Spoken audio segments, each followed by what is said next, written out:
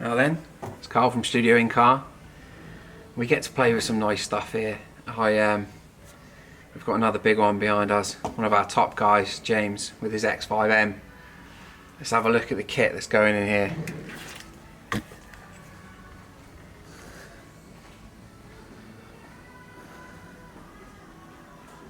So,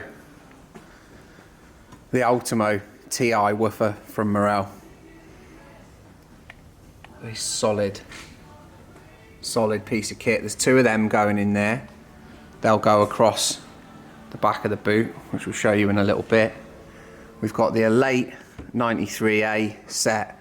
So that is a 9-inch mid-bass, which we've managed to get underneath the seat. 3.5-inch mid-range on a custom baffle in the door. And then it's got the Alto tweeter. This little stunner.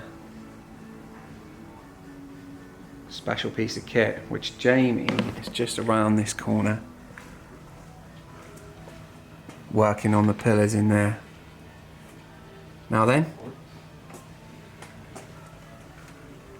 they're on axis with the driver, so we've left the Bowers & Wilkins sort of tweeter panels where we are because they're illuminated. We don't want to mess around with them too much, so we've gone for a shallow A-pillar build for the tweeter. It's a nicer location as well. So yeah, Alto tweeter, the Elate mid-range, the Elate 9-inch mid-bass, two Ultimo TI 10s and 5 JL Audio VXI amplifiers, 1001i on bass, 602i on everything else. So we'll have tweeters, mid-range, mid-bass, and then rear passives, which will all be connected together with the VXI hub. Once it's connected to the VXI hub, we can control all of them together and then run our fully active front end and our passive rears. And away we go. While we've been working on networking, Stuart's been working on the fabrication in the boot.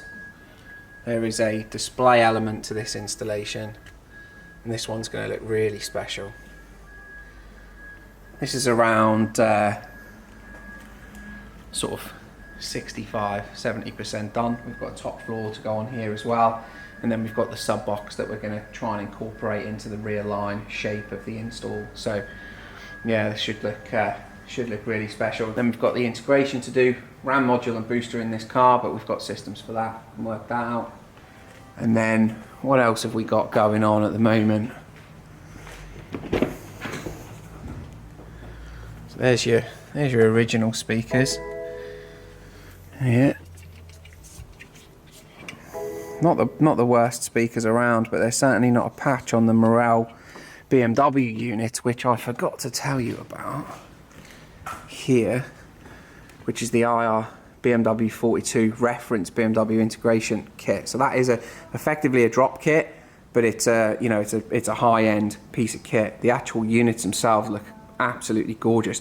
They look like real-world speakers in baffles rather than lots of money spent on R&D and plastic baffles and things like that. Yeah, solid recommendation for those. We've done black view cameras, front and rear. They're all in. DR900X, so nice top of the line sort of piece of kit. You've got your rear one there, all nicely fitted. Keep your eye on those pesky people bumping into your car. And then we've got the VXI controller that Jamie's put in the center console here. See if you can see it. Yeah, you've got that. Just in case, it's just there. Completely multifunctional. You can press it, turn it. There's two knobs there for bass control, master volume control. You've got preset selection, things like that, and there's colors that you can assign to the preset selection so you know which one you're in. So yeah, that's just nice and conveniently tucked away. And then under here, which all looks stock at the moment, I've left this loose so I can show you. This heavily modified baffle is now holding a massive 9-inch mid-bass with loads of throw. We run these with as narrow a bandwidth as we can possibly get away with to keep it sounding good. So they've got to cover sort of lower mid-bass duties. We really lean on the mid-ranges in these cars to try and pull the stage up as high as we can. That is just a fundamental part of BMW speaker locations. If you don't want a mid-bass on your dash, or you don't want a mid-bass on your kick, you know, and we're not looking for that sort of final degree in sort of competition sound, then we have to deal with the locations that we've got. And that's going to absolutely bang under there.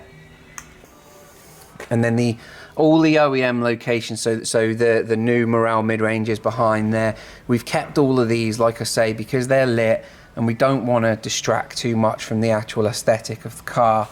So we'll have some really subtle pillars in here which will be matched to the Alcantara spec of the roof lining. It's all it's dark in here, but yeah, it's all Alcantara. Really, really nice spec in this one. Yeah, so little bit of a relatively rare midway through video. I know a lot of people ask us to show parts of the installation, and you know, we aren't obliged to do that, but sometimes it's nice when we've got the time midway through a build, we can sort of shoot it when it's at a state where you can kind of see where it's going, rather than it be a confusing mess of networking cables. All the networking's done in there, so the cables are all in.